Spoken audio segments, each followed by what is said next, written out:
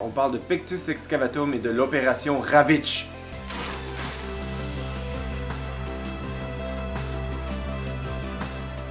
Salut, je m'appelle Manuel Lefebvre, j'ai 34 ans, j'habite à Montréal, j'ai un pectus excavatum et je vais me faire opérer dans une semaine et demie, peut-être, avec la technique de Ravitch. Aujourd'hui, je vous parle des conséquences physiques et psychologiques du pectus excavatum et des raisons pour lesquelles je veux me faire opérer. La pire conséquence pour moi, c'est que mon pectus s'empire d'année en année. Quand j'avais 14 ans, ça a commencé, je recevais un ballon, un petit coup, je dormais dans une mauvaise position, puis ça s'aggravait, donc mon pectus devenait plus gros, donc plus creux, plus large. Je pensais que ça allait s'arrêter après ma croissance, mais là je suis rendu à 34 ans, puis ça continue à s'aggraver. La deuxième conséquence majeure sur mon corps, c'est au niveau de mon dos.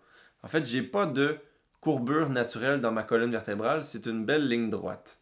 Et avec les années, le pectus tire ma colonne vers l'intérieur, donc j'ai une courbure, mais de l'autre côté. Mon docteur me dit que j'allais avoir des gros problèmes de dos quand j'allais être un peu plus vieux, donc une opération pourrait m'aider à travailler à ce niveau-là. Ma troisième conséquence physique, c'est au niveau de mes poumons. J'ai à peu près 70% de capacité respiratoire. Une fois, il y a une docteur qui pensait que j'étais asthmatique, mais non, finalement, c'est mon pectus excavatum qui compresse mes poumons et ils ont juste moins d'espace pour gonfler.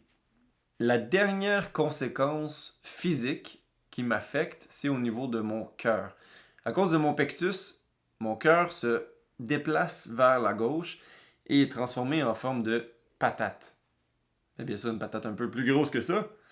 Et mon docteur me dit que pour cette raison, peut-être que mon cœur s'usera plus rapidement, donc je vais peut-être vivre un peu moins longtemps. Au niveau du psychologique et du social, les conséquences, il y en a des millions.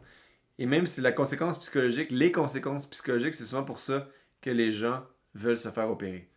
Moi, bien sûr, comme la plupart des gens qui ont des pectus, j'en ai des millions.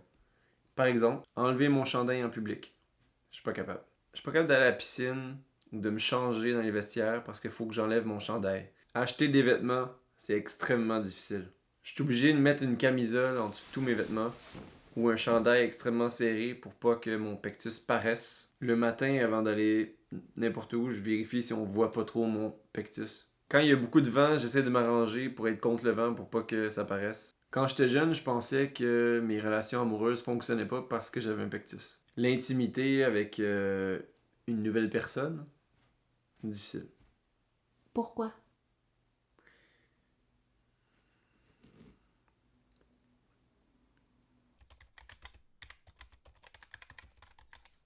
Je suis pas capable d'enlever mon chandail nulle part parce que j'aime pas ça être différent. J'aime pas ça être perçu avec des yeux un peu interrogatifs. J'aime pas ça montrer ma plus grande faiblesse parce que c'est fragile, mon pectus. Puis j'aime pas ça me montrer vulnérable. J'aime ça être un homme fort, j'aime ça être une personne fière. Souvent, les gens se font opérer pour des raisons psychologiques parce qu'ils sont pas capables de s'accepter. Moi, j'en fais partie un peu, j'avoue.